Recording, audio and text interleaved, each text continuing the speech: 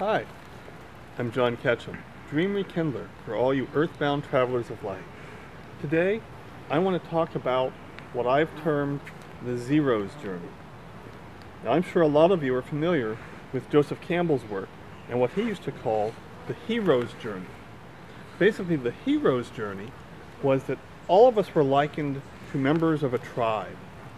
And we go out on this journey that we're called to do from an inner calling. And we go out and we encounter some obstacles and we fight the big fight, if you will, and we come back to our tribe and we teach them what we've learned. And he called that overall process the hero's journey.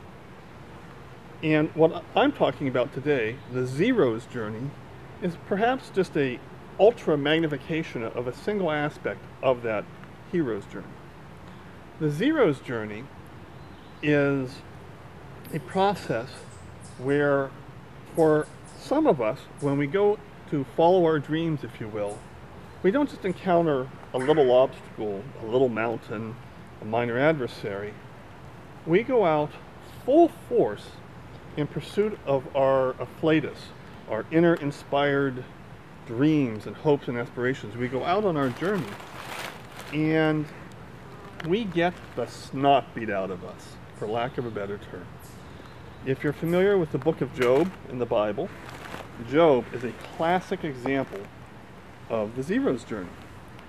Job lost everything: his children, his health, his wealth, everything, and through no fault of his own. And as good of a man as he was and strove to be, and as hard as he's trying to accomplish what he wished to accomplish, ultimately his friends and acquaintances and neighbors and even family ultimately blamed Job and told him that he obviously earned this. This was his karma. This was his punishment from God because obviously he had displeased God. And Job, in the Bible, it says he was reduced, he says, "And I am reduced to dust and ashes." Where dust and ashes were symbolic of humility and insignificance. Because of the severity of the trials that he experienced, he was reduced to absolute nothingness. The Zero's journey. The book of Job isn't just a nice story of the Bible.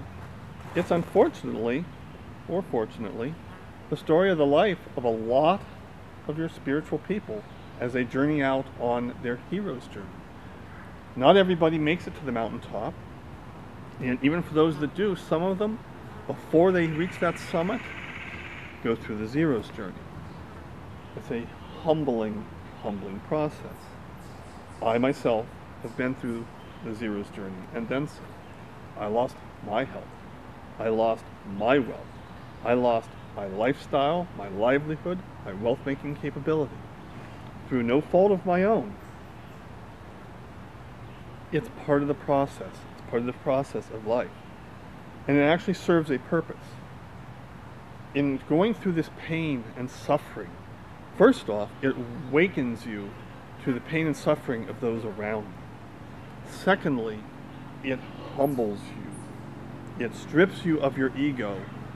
Our ego is our self-imposed idea of who we think we are, our labels, our titles, our accomplishments. It strips all of that away.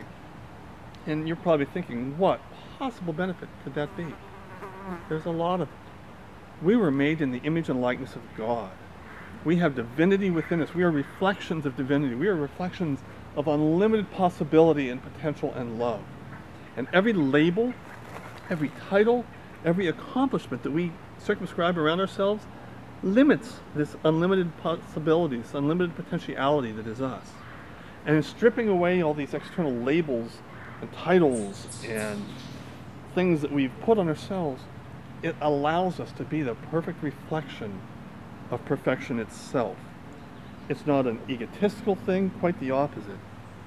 In humbling yourself by becoming nothing, it enables you to live into being everything. Further, it develops a level of compassion in you. You see the suffering all around you. You know it because you've lived it. and you develop compassion for your fellow man that you wouldn't have otherwise. What I'm going to say now to some may sound blasphemous, and for that I will apologize ahead of time. But God has no hands on earth but yours and mine.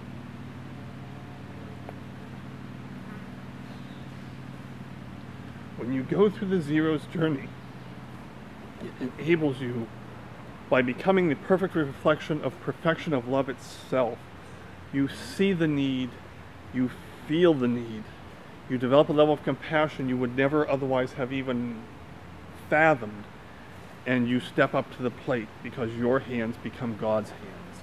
Jesus ministered to those who couldn't help themselves. He ministered to the poor, the indigent, the ill, those who were criminals, those who couldn't help themselves, whether it was their own fault or not, it didn't matter. He wasn't looking to say, well, do they need a hand up or do they just want a hand out? He ministered to them all. He loved them all. He felt compassion to them all. And so will you if you make it through the Zero's journey. And not everybody does. A lot of people quit and go home, if you will. But if you make it through, if you see it through, if you get through your dark night of the soul to the coming of the dawn, if you get through your Zero's journey to become who you were meant to be and who you're being molded by life to be, your hands will be at work doing God's work. Your hands will be the hands of God. You're not God, but you sure can fill in and do His work for Him. That is the purpose of the Zero's journey. And it is no higher calling that I can think of. Thank you. Again, I'm John Ketcham. I'm the Dream Rekindler for all you earthbound travelers of light. I love you all. Have a good day.